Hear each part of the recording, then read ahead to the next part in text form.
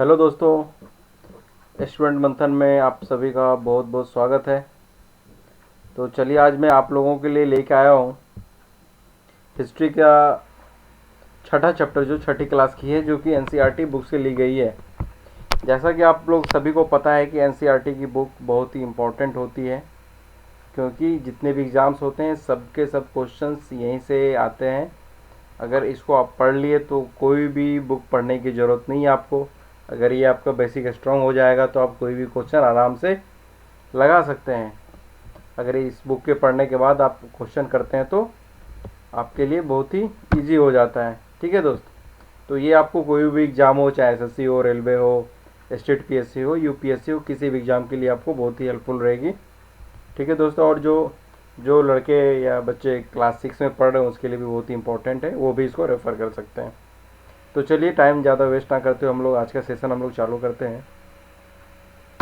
History की जो ये छठी चैप्टर, इसका नाम है नए प्रश्न नए विचार, new questions new ideas. Okay दोस्तों, तो इसमें सबसे पहले जो एनसीईआरटी के इस चैप्टर में दिया गया है कि एक ऐसे ही है, एक बच्चे हैं, कोई अनघा नाम है, जो कि अपने स्कूल के तरफ से वो लोग स्टडी टूर होता है ना, वो शायद स्टडी टूर ये लोग जा रहे हैं। तो स्टडी टूर जा रहे हैं तो ये लोग कहाँ जा रहे हैं, ये लोग महाराष्ट्र से, मतलब पुणे से ये लोग जा रहे हैं वाराणसी की तरफ जा रहे हैं। तो इसकी माँ इनको स्टेशन पे छोड़ने आती है, और इनकी माँ जो टीचर से बोलती है कि बच्चों को बुद्ध के बारे में बताना और साथ साथ में सारनाथ दिखाने भी ले जाइएगा। तो वो अपने टीचर से रिक्वेस्ट करते हैं, जो पेरेंट्स बच्चे को छोड़ने आए थे। ओके, ठीक है दोस्तों, चलिए शुरू करते हैं आगे। इसमें आगे दिया गया है बुद्ध की कहानी। ठीक है, भगवान बुद्ध के बारे में आप लोगों ने तो सुना ही होगा। ठीक है दोस्तों, तो देखिए, बौद्ध धर्म का जो संस्थापक थे ना, उनका क्या नाम था, सिद्धार्थ। उनको लोग गौतम भी बोलते थे। ठीक है, उनका जन्म कब हुआ था, लगभग 2500 वर्ष पूर्व हुआ था उनका जन्म। ठीक है, सिद्धार्थ का, जिनको गौतम भी बोलते हैं। यह वो टाइम पीरियड था जब क्या है, लोग का लाइफ स्टाइल जो है बहुत ड्रास्टिकली चेंज हो रहा था। तो जैसा कि हम लोग पहले पढ़े थे कि माँ जनपद थे, उसमें कुछ राजा थे, उसमें कुछ राजा जो जो राजा थे वो शक्तिशाली थे। ठीक है, और हजारों साल के बाद क्या फिर से ये नगर धीरे धीरे उभरने लगा था, मतलब बनने लगा था। गांव का जीवन में भी बहुत सारा चेंज आ रहा था, जो कि हम लोग बाद में देखेंगे। और यहाँ पे क्या है, बहुत सारा जो विचारक और इन परिवर्तन को समझने का जो प्रयास कर रहे थे, बहुत सारे जो विचारक लोग होते हैं ना, विद्वान लोग, बुद्धिजीवी लोग जो थे, वो इन सब जो चेंजेस को समझने का प्रयास कर रहे थे कि ये चेंज क्यों हो रहा है अचानक से। ऐसा चेंज पहले तो बहुत दिन तक ऐसा नहीं हो रहा था, अचानक ये चेंज कैसा हो रहा है वो जानने की कोशिश कर रहे थे। ठीक है, ये जीवन का जो है सच्चा अर्थ को भी जानना चाह रहे थे, जीवन का जो रियल मीनिंग क्या होता है, ये लाइफ क्यों है, लाइफ में क्या करना चाहिए, क्या नहीं करना चाहिए, इन सब के बारे में जानने के लोग जो बुद्धिजीवी थे, ये लोग कोशिश कर रहे थे। ठीक है, बुद्ध जो थे क्या थे, क्षत्रिय थे। ठीक है, और क्या था, शाक्य नामक एक छोटा सा गण गण मतलब एक समुदाय से ये लोग रिलेटेड थे, संबंधित थे। ठीक है, तो युवावस्था में जब यंग एज में था ये, मतलब थे बुद्ध जो थे, यंग एज में ज्ञान की खोज में उन्होंने क्या है, घर के जितने भी ये सुख को उनको त्याग दिया। और बहुत साल इधर उधर भटकते रहने के बाद, और बहुत सारे विचारक से मिलकर चर्चा, मतलब ये लोग डिस्कशन करते रहे। ठीक है, अंत में इन लोगों को ज्ञान प्राप्ति करने के लिए क्या है, इन्होंने क्या किया, स्वयं ही रास्ता ढूंढा। तो सबको पता है कि अपना जो करना है तो खुद ही करना होता है, क्योंकि जितने लोग से मिलेंगे सभी लोगों का विचार किसी न किसी तरह से अलग होते हैं। हमारे जैसे कि हमारे 5 उंगलियां भी कई बराबर नहीं होते, तो 5 लोगों के विचार भी कभी एक समान नहीं हो सकते हैं, बराबर नहीं होते। जिससे जितने लोगों से आप डिस्कस करोगे थोड़ा ना थोड़ा डिफर होता है। ठीक है, तो ज्ञान प्राप्ति के लिए क्या किया बुद्ध ने, अपना खुद रास्ता ढूंढा, उनके लिए निश्चय किया कि उसके लिए रास्ता ढूंढ के ज्ञान प्राप्त करना है, उनके लिए वो निश्चय किया। तो इनके लिए क्या किया उन्होंने, बोध गया जो बिहार में है। ठीक है, बोध गया में एक पीपल का पेड़ है, उसके नीचे कई दिन तक इन्होंने क्या किया था, तपस्या किया था, और लास्ट में उनको क्या हुआ, ज्ञान की प्राप्ति हुई। इसके बाद क्या है, वो बुद्ध के रूप में जाने लगे। जाना जाने लगे। इससे पहले किस रूप नाम से जाना जाते थे? सिद्धार्थ के नाम से जाना जाते थे। ये ज्ञान प्राप्त होने के बाद से उनको क्या है, बुद्ध के रूप में जाना जाने लगा। ठीक है, यहाँ से वो क्या है, वाराणसी के निकट एक सारनाथ जगह है, ठीक है, वहाँ गया और मतलब वहाँ जाके उन्होंने क्या किया, पहली बार उपदेश दिया। ठीक है, अपना ज्ञान की बातें उन्होंने बताया। कुशीनारा या कुशीनगर भी बोलते हैं इसको, ठीक है, में उनकी क्या मृत्यु हुई थी। ठीक है, मृत्यु से पहले उन्होंने क्या किया था, शेष जीवन उन्होंने पैदल ही एक स्थान से दूसरे स्थान की उन्होंने क्या किया था, यात्रा की थी। लोगों को शिक्षा देने में अपना जीवन जो है व्यतीत किए थे। ठीक है, बुद्ध ने क्या शिक्षा दी थी? बुद्ध ने शिक्षा ये दी थी कि जीवन का जितने भी कष्ट है और दुख है, ठीक है, वो किस लिए होती है? हमारी इच्छाओं और लालसाओं के कारण जितने भी कष्ट हैं और दुख है, इच्छा और लालसाओं के कारण होती है, जो कि कभी पूरी नहीं हो सकती है। ठीक है, और उन्होंने यह भी बोला था जीवन जो है कष्ट और दुखों से भरा पड़ा है। और क्या बोलते हैं इन्होंने, कभी कभी हम जो चाहते हैं वह प्राप्त करने के बाद भी क्या लोग संतुष्ट नहीं होते हैं और अधिक और अधिक और अधिक जो चीज़ों को पाने की इच्छा करने लगते हैं। ठीक है, बुद्ध ने ये जो कोई भी चीज़ को अधिक पाने की लालसा जो होता है, चीज़ को पाने की इच्छा को उन्होंने क्या बोला है, इस लिप्सा को उन्होंने तजहा बोला है या तृष्णा बोला है उन्होंने। ठीक है, बुद्ध ने शिक्षा दी थी, क्या शिक्षा दी थी?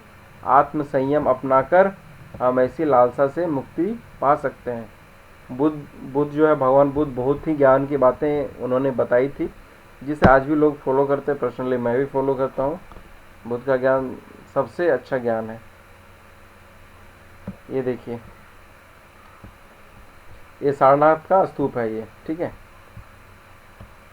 ये इमारत को क्या है, सारनाथ का स्तूप के नाम से जाना जाता है। ठीक है, इसको यहाँ पे क्या है, भगवान जो बुद्ध हैं सबसे पहले अपना उपदेश दिया था और इस घटना को यादगार बनाने के लिए इस स्तूप का निर्माण किया गया था। आगे की चैप्टर में इसके बारे में भी डिस्कस करेंगे हम लोग। ठीक है, और उन्होंने लोगों को क्या उपदेश दिया था? उन्होंने लोगों को दयालु होने का, जो काइंड, लोगों के प्रति दया दिखाने का उन्होंने उपदेश दिया था। मनुष्य के साथ क्या, जानवर जैसा, मनुष्य के साथ साथ क्या है, उन्होंने जानवर के जीवन का भी उन्होंने रिस्पेक्ट करने के लिए बोला था कि जानवर का भी आदर करना चाहिए। ठीक है, क्योंकि वो भी एक जीव है। उनका क्या मानना था कि हमारे कर्म के परिणाम चाहे वो अच्छे हो या बुरे हो, ठीक है, हमें वर्तमान जीवन के साथ साथ बाद वाले जीवन को भी क्या करता है, ये प्रभावित करता है। बहुत ही बारीक ज्ञान की बातें बुद्ध भगवान ने बताई थी। ठीक है, बुद्ध ने अपनी शिक्षा सामान्य लोगों को कौन सी भाषा में दी थी? प्राकृत भाषा में दी थी। ठीक है, ये इम्पोर्टेंट है। ये चैप्टर जो है ना, यहाँ से पक्का क्वेश्चन आना ही आना है। प्राकृत भाषा में उन्होंने क्यों दी थी? कि जितने भी जनरल लोग हैं, आम पब्लिक हैं, वो भी उनके जो मैसेज को है समझ सकें। ठीक है, बुद्ध ने और क्या कहा था कि लोग शिक्षा को केवल इसलिए नहीं स्वीकार करें कि यह उनका उपदेश है। मतलब वो बोलते थे ना कि शिक्षा को स्वीकार करो, शिक्षा ग्रहण करो, शिक्षा लो, तो इसलिए शिक्षा मत ग्रहण करो बोलते थे कि बुद्ध का उपदेश है बोल के शिक्षा ग्रहण मत करो, बल्कि इसलिए करो कि अपने विवेक, मतलब बुद्धि जो है उसको इंक्रीज करो, बढ़ाओ। ठीक है, उनको अपने विवेक से मापो। ठीक है, और ऐसा नहीं कि भगवान जो बोल दिए वही ज्ञान है, वही, ऐसा कुछ नहीं है। उन्होंने बोला था कि जो मैं बोल रहा हूँ उसको इसलिए ग्रहण मत कर लिया करो कि मैं बोल रहा हूँ, उनको क्या अपने बुद्धि से जांचो, परखो, उसके बाद उसको ग्रहण करो। ये देखिए, एक किस्सा गौतमी का यहाँ पे कहानी बताया गया है। तो किस्सा गौतमी का था, एक स्त्री थी, उनका क्या है, पुत्र मर गया था। ठीक है, या इस बात से वह क्या हो गया, दुखी हो गई थी और अपने बच्चे जो उनके मर गए थे उनको लेके गोद में लेके सड़क पे घूम रही थी। ठीक है, और लोगों से प्रार्थना कर रही थी कि कोई उसके बच्चे को जीवित कर दे। तो एक भला व्यक्ति क्या बोला उन्होंने, भला व्यक्ति ने बोला कि आप इसे बुद्ध के पास ले जाइए, वो भला व्यक्ति उनको बुद्ध के पास लेके गए, ठीक है, साथ में। तो बुद्ध ने उस स्त्री से कहा कि मुझे एक क्या है, मुट्ठी मुट्ठी भर सरसों का बीज ला के दो, तो मैं तुम्हारे पुत्र को जीवित कर दूंगा। तो और बुद्ध ने ये भी बोला कि वो बीज कहाँ से लाओगी, ऐसे घर से लेके आना जिसके घर में किसी की मृत्यु ना हुई होगी, ठीक है। तो बच्चे के लिए तो माताएं कुछ भी करने के लिए तैयार होती हैं। तो उन्होंने, वो जो स्त्री है किसा गौतमी, वो जल्दी ढूंढने के लिए कि किस घर में सरसों का बीज मिलेगा जहाँ पे कोई मरा नहीं हो। तो ऐसा तो पॉसिबल ही नहीं कि किसी के यहाँ कोई मरा ना हो। बेचारी सब जगह दरवाजे दरवाजे गई, लेकिन उन्होंने कोई भी ऐसा घर नहीं पाया जिसके यहाँ कोई ना कोई मरा नहीं हो। वहाँ किसी ने किसी घर में क्या, किसी का पिता मरा हुआ था, किसी का माता मरी हुई थी, किसी की बहन, किसी का भाई, किसी का पति, किसी के बच्चे, किसी के चाचा चाची, दादा दादी, किसी न किसी की मृत्यु हुई थी। तो कहीं उसको कुछ नहीं मिला। अब देखिए आगे पढ़ते हैं उपनिषद के बारे में। तो क्या बोल रहा है यहाँ पे, उपनिषद किसको बोलता है, सुनते हैं, जानते हैं इनको। तो जिस समय क्या है भगवान बुद्ध उपदेश दे रहे थे ना, उस समय क्या है, या उससे थोड़ा टाइम पहले, तो बहुत सारे और भी विद्वान थे जो कि कठिन प्रश्नों का ये लोग जवाब ढूंढ रहे थे, आंसर ढूंढ रहे थे, ठीक है, उत्तर ढूंढ रहे थे। तो उसमें से कुछ क्या है मृत्यु के बाद के जीवन के बारे में ढूंढ रहे थे कि मृत्यु के जीवन के बारे में, मृत्यु होने के बाद कैसा जीवन है उसके बारे में ढूंढ रहे थे, ठीक है। और कुछ लोग क्या है यज्ञ की यूज के बारे में, यज्ञ की उपयोगिता क्या है उसके बारे में जानने की कोशिश कर रहे थे। और अधिकांश जो मतलब चिंतक थे या विद्वान थे या जो चिंतन कर रहे थे, उनका क्या मानना था कि विश्व में कुछ तो ऐसा है जो कि अस्थाई है और मरने के बाद भी बचा रहता है, ठीक है। इसका वर्णन आत्मा और ब्रह्म अथवा सार्वभौम आत्मा के रूप में किया गया है, ठीक है। और वे मानते थे कि अंततः आत्मा तथा ब्रह्म क्या है, दोनों एक है, ठीक है। ये देखिए, तो मरने के बाद भी क्या बचा रहता है, आत्मा और ब्रह्म ही बचा रहता है, ठीक है। तो ऐसे बहुत सारे विचार जो उस समय लोग, विद्वानों लोगों का जो विचार था, उन विचारों का जो संग्रह होता है, जो जमा किया हुआ विचार थे, उनको ही, उन विचारों का संकलन जो मिलता है, कहाँ पे मिलता है, उपनिषद में मिलता है। उसको एक जगह जमा करके लिखा गया, उसको उपनिषद बोला गया, ठीक है। उपनिषद क्या है, एक तरह से उत्तर वैदिक ग्रंथों का हिस्सा है। उत्तर वैदिक ग्रंथ कौन सा हो गया, मतलब जो हमारे 4 ग्रंथ वेद थे ना, ऋग्वेद, सामवेद, यजुर्वेद, अथर्ववेद, उसके बाद जितने भी वेद आए उनको उत्तर वैदिक ग्रंथ बोला गया, ठीक है, ग्रंथ जितने भी आए, ठीक है। तो उत्तर वैदिक ग्रंथ का हिस्सा था उपनिषद। उपनिषद का मतलब क्या होता है, गुरु के समीप बैठना। तो इन जो ये उपनिषद, इन ग्रंथ में क्या अध्यापक और जो विद्यार्थी, मतलब टीचर और स्टूडेंट का जो उस समय जो था, उनके बीच जो बातचीत होता था, डिस्कशन, कन्वर्सेशन होता था, उस बातचीत का ही संकलन है, ठीक है, कलेक्शन है। तो ये विचार जो था नॉर्मली वार्तालाप या कन्वर्सेशन के रूप में प्रस्तुत किया गया है इसमें, ठीक है, उपनिषद में। ये देखिए, भारतीय दर्शन की 6 पद्धति के बारे में यहाँ पे बताया गया है, ठीक है। देखिए, भारत द्वारा जो है सत्य की बौद्धिक खोज का प्रतिनिधित्व भारत दर्शन की 6 शाखाओं ने किया है, ठीक है। ये सदियों से चला आ रहा है। तो ये क्या क्या है, ये वैशेषिक न्याय हो गया, संख्या हो गया, योग, पूर्व मीमांसा हो गया, और वेदांत या उत्तर मीमांसा के नाम से जाना जाता था। ये जो 6 पद्धति है, ठीक है। तो 1 2 3 4 5 और 6, ठीक है। और दर्शन को क्या है, 6 पद्धति की जो स्थापना कौन कौन ऋषि मुनि किए थे, देखिए ये इनके क्रम में अगर सजाएंगे तो ऋषि कनद हो गया, गौतम ऋषि हो गए, कपिल ऋषि हो गए, पतंजलि हो गए, जैमिनी हो गए, और व्यास ऋषि द्वारा इसकी स्थापना की गई थी। जो क्या है, आज भी देश के बौद्धिक चर्चाओं को क्या है, एक डायरेक्शन देता है आज के दिन में भी, ठीक है। जर्मन मूल का जो एक ब्रिटिश भारतविद था, ठीक है, उनका नाम फ्रेडरिक मैक्स मूलर, उनके अनुसार क्या था दर्शन की यह जो 6 शाखा है, 6 पद्धति है, इनका जो है डेवलपमेंट या विकास कब हो गया था? कई पीढ़ी के दौरान व्यक्तिगत विचारों के योगदान से हुआ, ठीक है। और क्या है, एक दूसरे से ये सब भिन्न दिखते हैं। ये जो जितने भी शाखाएं हैं, ये क्या है, एक दूसरे से अलग हैं, कोई भी सिमिलर नहीं है।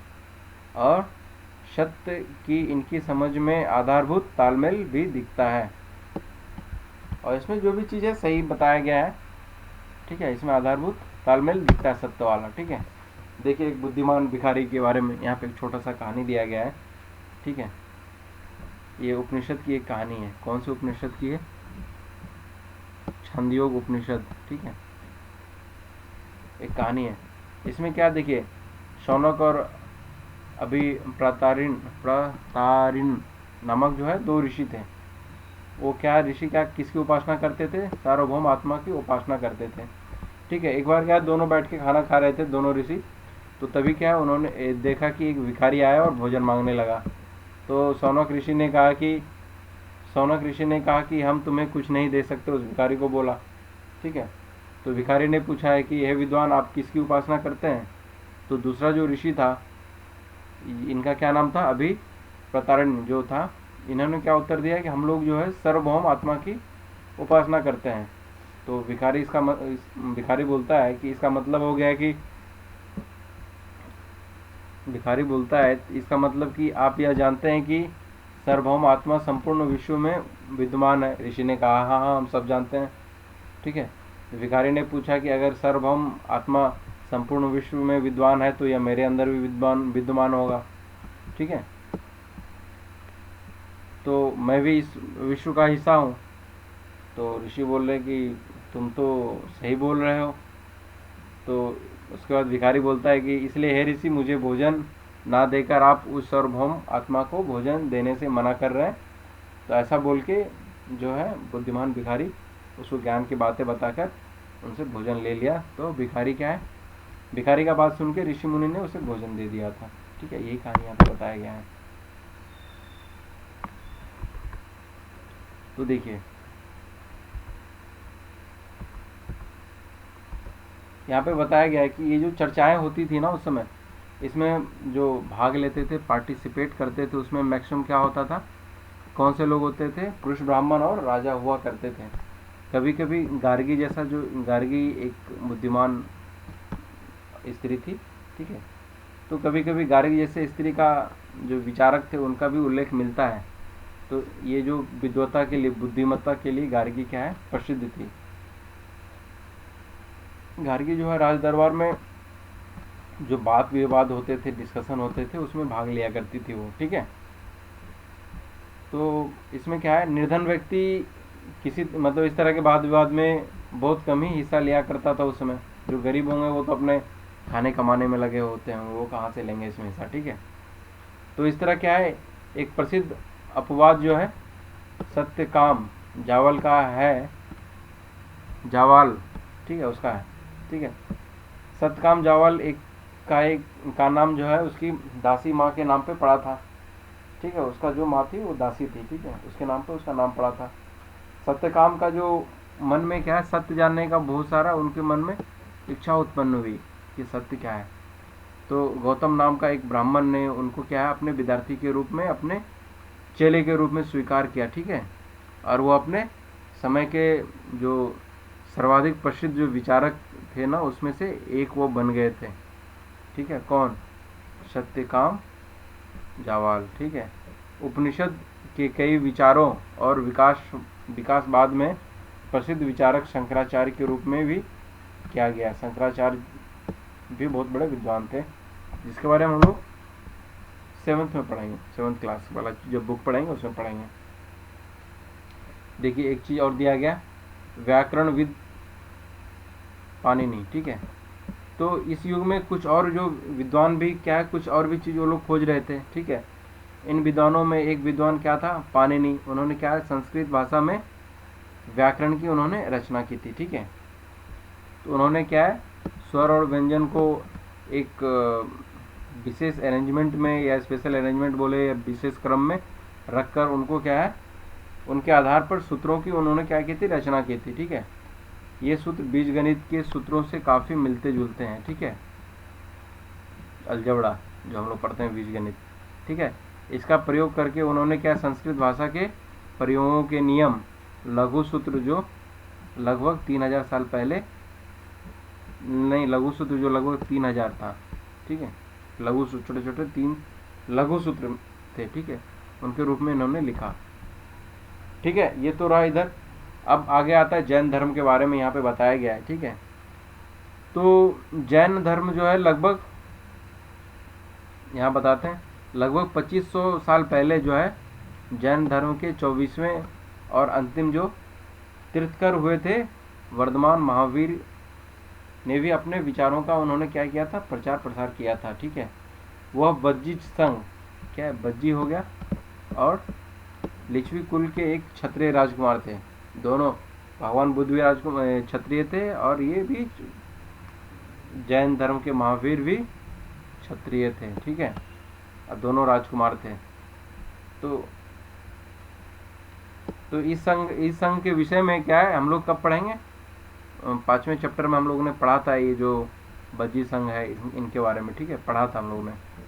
तो इनके बारे में क्या बताया जाता है, भगवान महावीर के बारे में, 30 वर्ष का जो इनका एज था उसमें उन्होंने क्या किया था, घर को छोड़ दिया था और जंगल में रहने लगे थे। 12 वर्ष तक उन्होंने क्या किया था, कठिन और एकांत में अपना जीवन व्यतीत किया। उसके बाद उनको क्या हुआ, ज्ञान की प्राप्ति हुई थी। ठीक है, उनकी जो शिक्षा दी थी वो बहुत ही ईजी थी, सरल थी। सत्य को जानने का इच्छा रखने वाला जितने भी प्रत्येक स्त्री पुरुष को अपना घर त्याग देना चाहिए, उनका ऐसा कहना था। ठीक है, उन्होंने क्या किया, क्या बोला था, अहिंसा के नियमों का कड़ाई से पालन करना चाहिए। किसी भी जीव को ना तो कष्ट देना चाहिए, ना ही उसका हत्या करना चाहिए। महावीर का और भी एक कहना था कि सभी जीव जीना चाहते हैं, सभी के लिए जीवन प्रिय है। महावीर ने अपनी शिक्षा कौन सी भाषा में दी थी, प्रकृत भाषा में। दोनों के दोनों, भगवान महावीर और बुद्ध, दोनों ने प्रकृत भाषा में अपनी शिक्षा दी थी। ठीक है, ये देखिए प्रकृत भाषा में। यही कारण है कि जनसाधारण जो आम पब्लिक थे उनके, यही कारण है कि जनसाधारण जन भी उनके और तथा उनके अनुयायी की जो शिक्षा को है समझ सके। ठीक है, जिसका रीजन यही था प्रकृत भाषा में उपदेश देने का। ठीक है, शिक्षा देने का। तो देश का अलग अलग हिस्सों में प्रकृति के अलग अलग रूप भी उसमें क्या था, प्रकृत भाषा के भी अलग अलग रूप प्रचलित थे। जैसे आज भी Hindi area by area differ होते, तो उसमें भी प्रकृत भाषा जो चल रही थी वो अलग अलग थोड़ा डिफर कर रहा था, अलग अलग थी। ठीक है, प्रचलन क्षेत्र के आधार पर क्या था, उनके अलग अलग नाम थे। जैसे मगध में बोले जाने वाला जो प्रकृत भाषा था वो मगधी कहलाता था।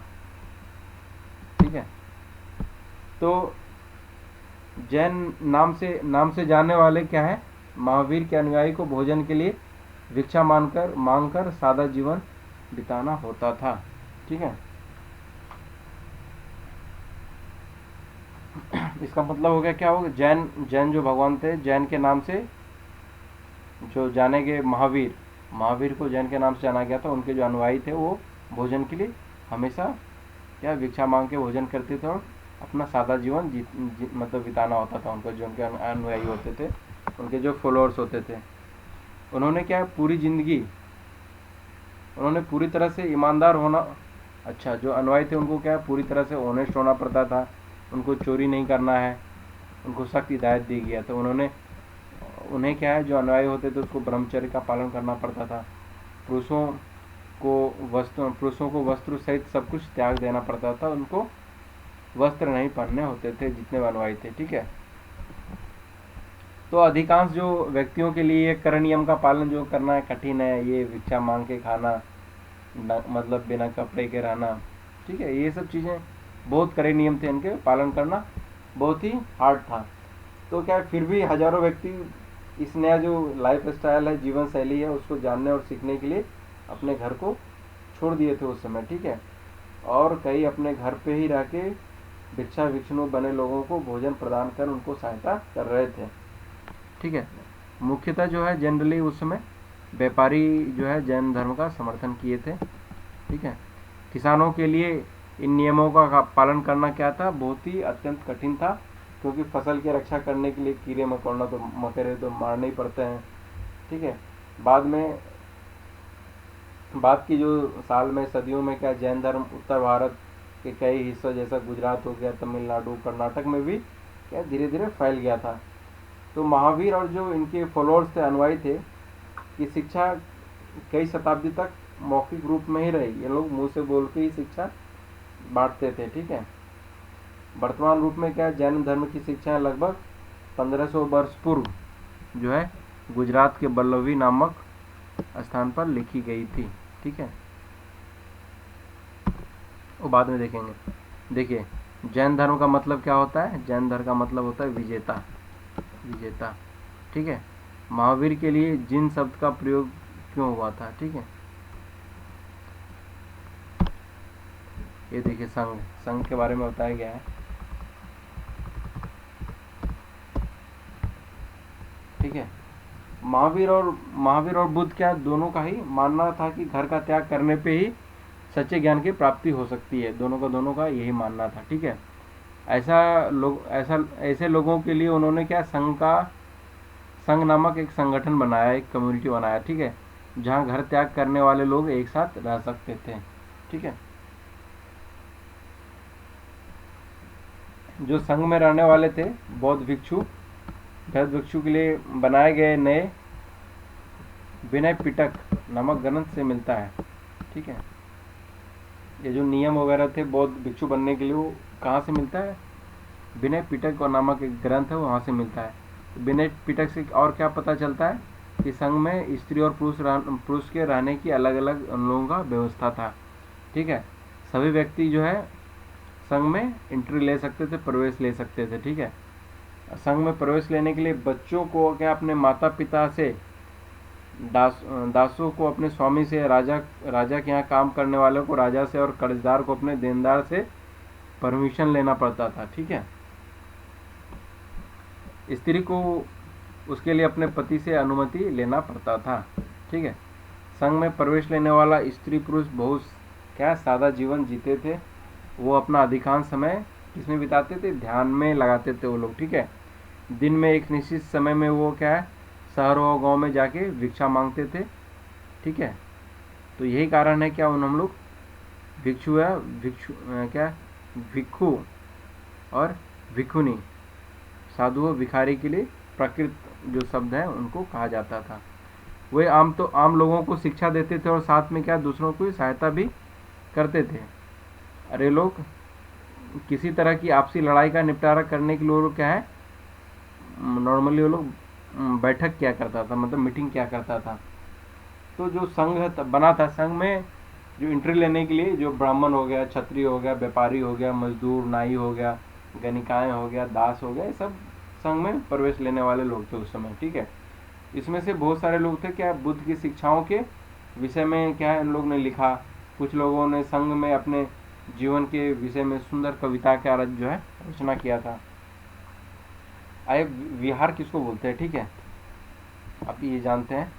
तो जैन और बौद्ध भिक्षु क्या पूरे साल एक जगह से दूसरी जगह लोग क्या भटकते रहते थे और उपदेश देते रहते थे, ठीक है। केवल जो है वर्षा ऋतु में जब इन लोग का क्या है वर्षा में तो कहीं जा नहीं सकते हैं, भिंग के कहीं उपदेश दे नहीं सकते हैं, तो क्या होता था उनको यात्रा करना कठिन होता था। ऐसे समय में क्या करते थे वो लोग एक ही स्थान पर उस समय निवास करते थे, ठीक है। ऐसे समय क्या करते थे वो लोग अपने अनुयायी और द्वारा क्या उद्यानों में बनाया गया बहुत सारा जो अस्थायी निवास में या जो पहाड़ी वाला क्षेत्र की जो प्राकृतिक गुफा है वहाँ पे ये लोग रहते थे, ठीक है। जैसे जैसे टाइम क्या हुआ मतलब बीतता गया, बौद्ध और जो भिक्षुनियाँ है क्या है उन्होंने क्या किया स्वयं और उनके समर्थक ने क्या किया अधिक अस्थायी शरणास्थल की आवश्यकता का इन लोगों ने क्या किया फील किया, जरूरत समझा, ठीक है। तब क्या किया इन लोगों ने बहुत सारे शरणास्थल बनाए जिन्हें हम क्या बोला गया बिहार बोला गया, ठीक है। देखिए आरंभिक बिहार जो लकड़ी के बनाए गए थे, बाद में इनका निर्माण जो है ईट का भी बनने लगा, ठीक है। पश्चिम भारत में विशेषकर जो है कुछ बिहार जो है पहाड़ियों को खुद के भी बनाया गया था। देखिए पहाड़ी को काट कर बनाया गया एक गुफा, देखिए ये पहाड़ी को काट के, ठीक है। यह कहाँ पे है? यह कारले वर्तमान महाराष्ट्र में स्थित एक गुफा है, ठीक है।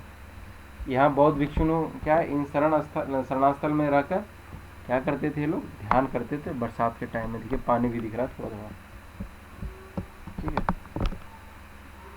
ये उस समय का फोटो नहीं है, बाद में भी लिया गया है, सब कलेक्ट करके अभी पढ़ने के लिए बताया जाता है, ठीक है। तो एक बौद्ध ग्रंथ से क्या क्या ज्ञात होता है, ठीक है।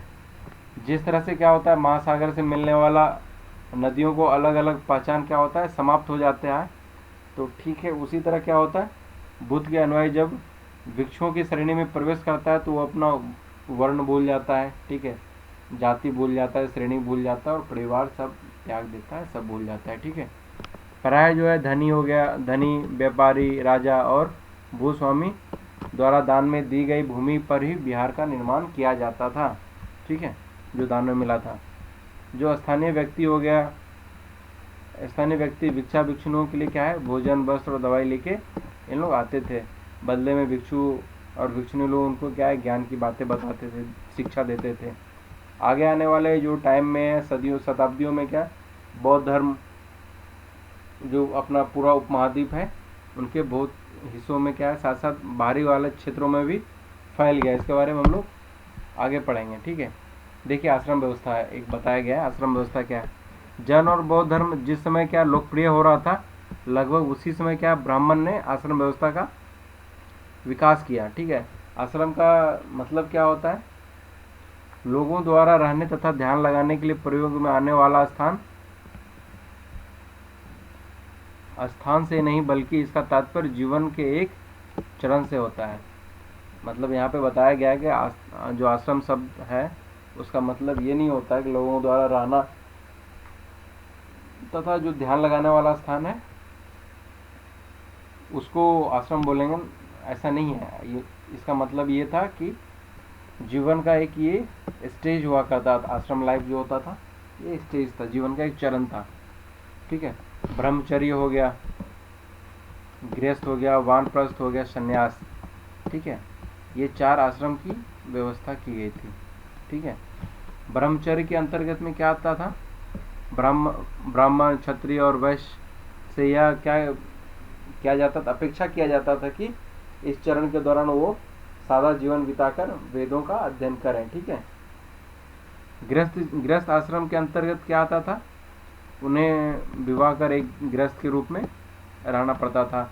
और वानप्रस्थ में क्या आता था, वह जंगल में रहकर साधना करना पड़ता था, ठीक है। और उसमें सब कुछ त्याग कर सन्यासी बन जाना पड़ता था, ठीक है। शुरुआत में देखिए 4 स्टेज क्या हो गया, पहले तो ब्रह्मचर्य हो गया, फिर गृहस्थ जीवन मतलब बिताया, फिर वानप्रस्थ जंगल में रहा, फिर बाद में क्या है लोग सन्यासी बन गए। तो आश्रम व्यवस्था ने क्या लोगों को अपने जीवन का कुछ हिस्सा क्या ध्यान लगाने में बल पे जोड़ दिया, लगाने में क्या है जोड़ दिया कि कुछ हिस्सा में क्या है, जीवन का कुछ हिस्सा ध्यान में लगाइए, ठीक है। जो प्राय स्त्रियों को वेद पढ़ने की अनुमति उस समय भी नहीं थी और अपने पतियों द्वारा पालन किए जाने वाले आश्रमों का ही उन लोग अनुसरण करते थे, ठीक है। देखिए इसमें एक बताया गया है, एक ईरान की कहानी बताया गया है। ये क्या है, जरथुस्त्र एक ईरानी पैगंबर था, ठीक है, पैगंबर थे। उनकी शिक्षाओं का संकलन किसमें मिलता है, जैन अवस्था से क्या है मिलती है, ग्रंथ है उनसे मिलती है। जैन अवस्था की भाषा और क्या भाषा तथा इसमें जो बताया गया रीति रिवाज क्या है, वेद की भाषा और रीति रिवाज से काफ़ी मिलता जुलता है। जरयुस्त्र की मूल जो शिक्षा का सूत्र है क्या है, सद्विचार है, सद्वचन और सद्कार्य, ठीक है। इसका क्या मतलब होता है, हे ईश्वर, बल, सत्य, प्रधानता एवं सद्विचार प्रदान कीजिए जिनके जरिए हम शांति बना सके। 1000 से अधिक वर्षों तक क्या है जरथुस्त्रवाद ईरान का एक क्या है प्रमुख धर्म बना रहा था, ठीक है। बाद में कुछ जरथुस्त्र शास्त्रवादी क्या है ईरान से आकर गुजरात और महाराष्ट्र के तटीय नगरों में भी लोग बस गए, जिनको आज के वे लोग ही आज पारसियों के पूर्वज माने जाते हैं, ठीक है। चलिए ये चैप्टर ख़त्म हुआ, तो आइए कुछ क्वेश्चंस देख लेते हैं हम लोग, ठीक है। यहाँ पे क्या है, बुद्ध ने लोगों को अपने विचार का प्रसार करने के लिए किन किन बातों पे जोर दिया, वो तो बताया मैंने आपको, आराम से आप लोग आंसर दे सकते हो, लिखना पड़ेगा आपको। देखिए बुद्ध ने पशु बलि को बढ़ावा दिया है, बिल्कुल गलत है। बुद्ध द्वारा प्रथम उपदेश सारनाथ में देने के कारण उस जगह का क्या है, बहुत महत्व है। हाँ, वो बनाया गया ना स्तूप, ठीक है। बुद्ध ने शिक्षा दी कि कर्म का हमारे जीवन पे कोई प्रभाव नहीं पड़ता है, ये गलत है। कर्म का हमारे जीवन पे प्रभाव पड़ता है, और जीवन के बाद वाले, मृत्यु के बाद वाले जीवन पे भी प्रभाव पड़ता है। बुद्ध ने बोध गया में ज्ञान प्राप्ति की, सही है। उपनिषदों के विचारकों का मानना है कि आत्मा और ब्रह्म वास्तव में एक ही है, सही है, ठीक है। उपनिषदों के विचारक किन प्रश्नों का उत्तर देना चाहते थे या खोजना चाहते थे? बहुत सारे उत्तर थे कि मृत्यु के बाद वाला क्या जिंदगी होता है, और सत्य की खोज के पीछे भी लोग भाग रहे थे, ठीक है। इन सब बहुत सारे चीज़ थे, ठीक है, जो कि आप लोगों को मैंने बताया।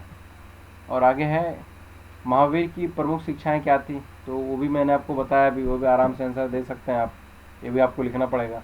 देखिए कुछ इंपॉर्टेंट डेट हैं, इसको भी आप याद रख सकते हैं, ये दोनों हैं, ठीक है।